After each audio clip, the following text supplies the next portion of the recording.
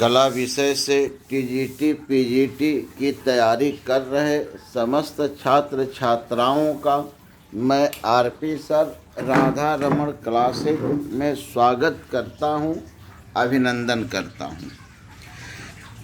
प्रिय छात्रों, पूर्व के क्लास में हम लोगों ने नागर शैली पर चर्चा किया था। आज हम लोग द्राविड़ शैली पर चर्चा करेंगे।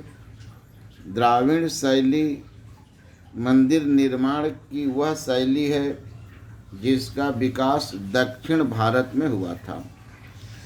प्रिय छात्रों, उत्तर भारत की तरह दक्षिण भारत में भी बड़े पैमाने पर मंदिरों का निर्माण करवाया गया था। दक्षिण भारत में मंदिर निर्माण का प्रथम उल्लेख संगम साहित्य में मिलता है। संगम ग्रंथों में पश्चिमी तट पर स्थित अगस्तेश्वर मंदिरों का उल्लेख मिलता है, लेकिन इन मंदिरों का अभी तक पुरातात्विक साक्ष्य नहीं मिला है। इसी आधार पर कलाविदों का मानना है कि दक्षिण भारत में मंदिर निर्माण का वास्तविक शुभारंभ पल्लव काल में हुआ था। प्रिय छात्रों, पल्लव काल वह काल है जो पल्लव वंशी शासकों द्वारा नियंत्रित और संचालित हुआ था। पल्लव वंश दक्षिण भारत का एक अत्यंत महत्वपूर्ण वंश है। इस वंश के शासकों द्वारा कांची को अपनी राजधानी बनाया गया था। पल्लव वंशी शासकों ने दक्षिण भारत में मंदिर निर्माण या स्थापत्य कला के क्षेत्र में महत्वपूर्ण कार्य किया था। पल्लव कालीन स्थापत्य कला की समीक्षा करते हुए कला मर्मज्ञ कला विशेषज्ञ पर्सी ब्राउन ने लिखा है कि दक्षिण भारत के इतिहास निर्माण में जिन शक्तियों ने हाथ बटाया उनमें से किसी ने भी स्थापत्य कला के क्षेत्र में पल्लवों की बराबरी नहीं की।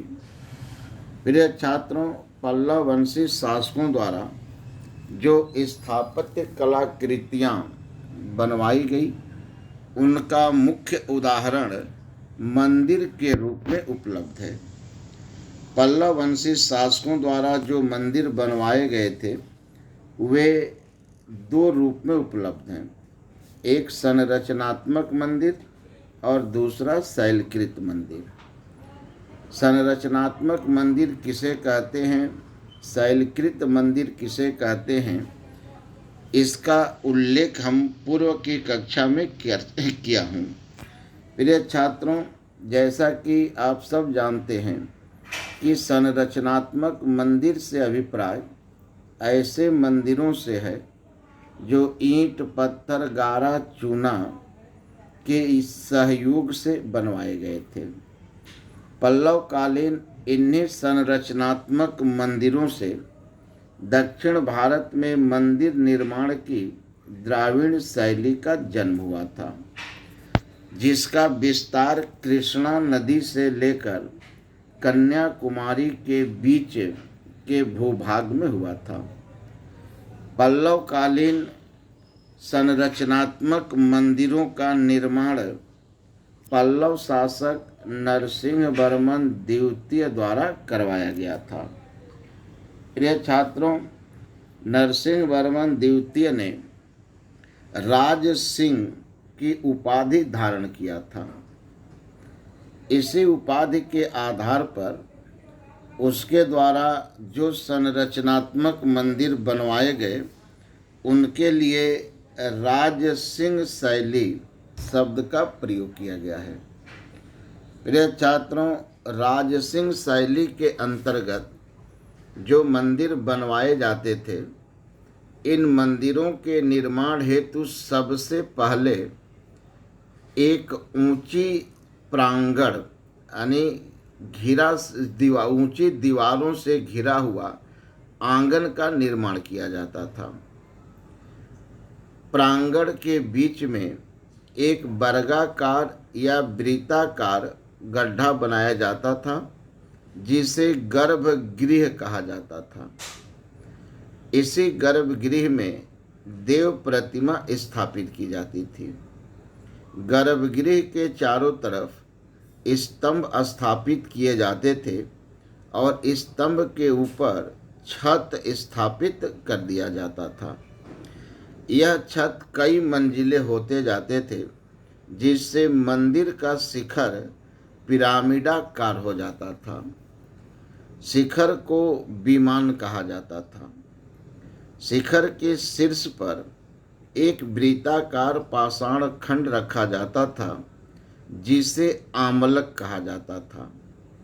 आमलक के ऊपर कलश स्थापित किया जाता था और उसके ऊपर ध्वज स्थापित किया जाता था। प्रांगण में प्रवेश हेतु बड़े बड़े प्रवेश द्वार बनाए जाते थे। इन प्रवेश द्वारों को गोपुरम कहा जाता था। ये गोपुरम बार बार परीक्षाओं में पूछा गया है कि गोपुरम से क्या अभिप्राय है।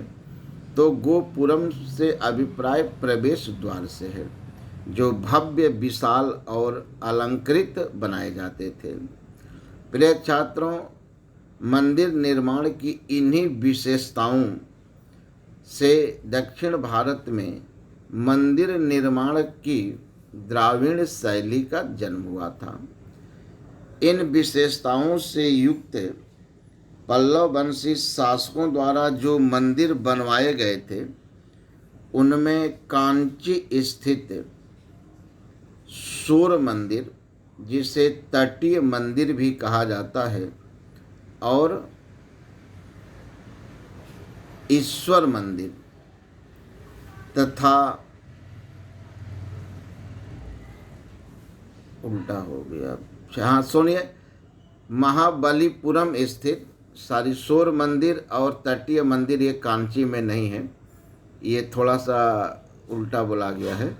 ये कांची और ये महाबलीपुरम स्थित सूर्य मंदिर और ईश्वर मंदिर तथा कांची स्थित कैलाश मंदिर और बैकुंठ पेरुमल मंदिर का उल्लेख किया जाता है। प्रिय छात्रों, सूर्य मंदिर को तटीय मंदिर भी कहा जाता है। सूर्य मंदिर, ईश्वर मंदिर और कैलाश मंदिर का निर्माण नरसिंह वर्मन द्वितीय द्वारा करवाया गया था। इन तीनों मंदिरों का संबंध शैव धर्म से है।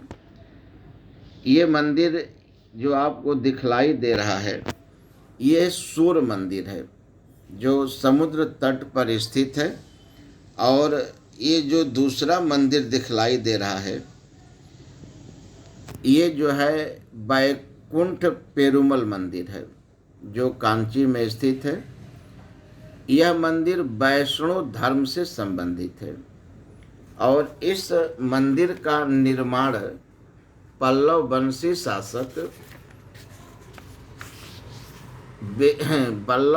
शासक नंदीवर्मन द्वितीय द्वारा करवाया गया था।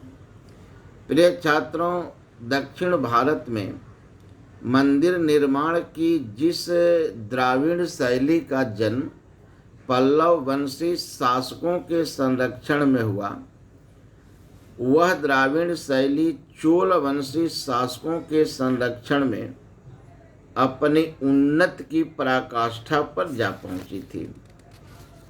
प्रिय छात्रों, चोल वंश दक्षिण भारत का एक अत्यंत महत्वपूर्ण वंश है। इस वंश की स्थापना विजयालय नामक व्यक्ति द्वारा किया गया था। विजयालय ने तंजौर को अपनी राजधानी बनाया और वहाँ से अपनी शक्ति को संगठित करने का कार्य किया था। चोल वंशी शासकों में परांतक प्रथम, राजराज प्रथम, राजेंद्र प्रथम, सुंदर चोल आदि का उल्लेख किया जाता है। इन चोल वंशी शासकों द्वारा द्राविड़ शैली के अंतर्गत भव्य एवं विशाल मंदिर बनवाए गए थे। इन मंदिरों की भव्यता और विशालता को दृष्टि में रखते हुए कला समीक्षक फर्ग्यूसन ने लिखा है कि चोल कलाकारों ने दैत्यों की भांति कल्पना किया और जौहरियों की भांति उसे पूरा किया। प्रिय छात्रों, चोल वंशी शासकों द्वारा द्राविड़ शैली के अंतर्गत कौन कौन से मंदिर बनवाए गए, उन मंदिरों का क्या वैशिष्ट्य है, इन सब की चर्चा हम लोग अपने अगले क्लास में करेंगे। प्रिय छात्रों, यदि आप टीजीटी पीजीटी की तैयारी कला विषय से कर रहे हैं तो उसके लिए मंदिर से संबंधित महत्वपूर्ण सामग्री आप तक पहुंचाने का प्रयास कर रहा हूं।